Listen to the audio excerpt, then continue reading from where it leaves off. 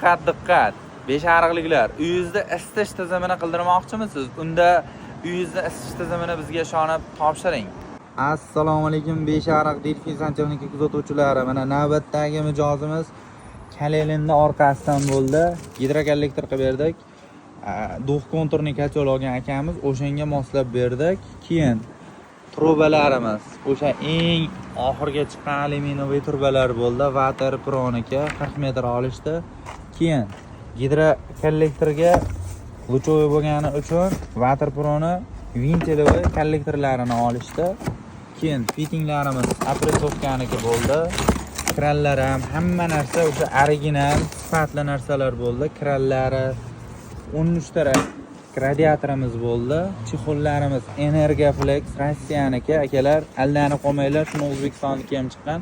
Buni issiqlik saqlab berishi bunaqa zo'r emas.